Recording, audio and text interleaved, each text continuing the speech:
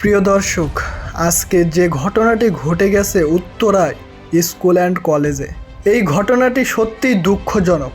সেখানে কথা ছিল বাচ্চারা স্কুল ছুটির পরে ফিরবে বাড়িতে, সেখানেই ফিরছে সবাই লাশ হয়ে। কত মানুষ নিহত, কত মানুষ আহত, দেখলেই বুকের ভিতরে নাড়া দিয়ে উঠছে। আমরা জানতে পেরেছি নিহতর সংখ্যা 16 এবং আহতর সংখ্যা এখনও জানা যায়নি, তবে নিহতর সংখ্যা বাড়তে পারে। দর্শক, এ সম্পর্কে তামিম ইকবাল ফেসবুকে স্ট্যাটাস দিয়ে লিখেছেন, যা হয়েছে ও হচ্ছে সব কিছুই প্রচণ্ড বেদনাদায়ক। আমাদের হৃদয় ভেঙে যাচ্ছে, আমরা বিধ্বস্ত। আপাতত সাংবাদিক কর্মীদের প্রতি অনুরোধ, বিশেষ করে টিভি ও ডিজিটাল মিডিয়ার কাছে অনুরোধ, আক্রান্ত বাচ্চাদের রক্তাক্ত আহত অবস্থায় এইসব ছবি ভিডিও লাইভ দেখাবেন না।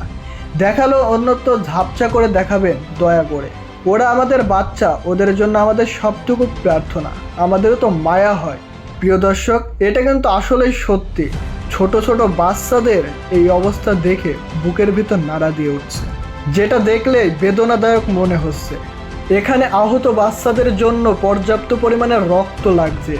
যাদের যেই গ্রুপের রক্ত আছে তারা যদি সম্ভব হয় অবশ্যই তাদেরকে রক্ত দিয়ে সাহায্য করুন। হয়তো আপনার এক ব্যাগ রক্তই একটি বাচ্চার জীবন বাঁচিয়ে দিতে পারে।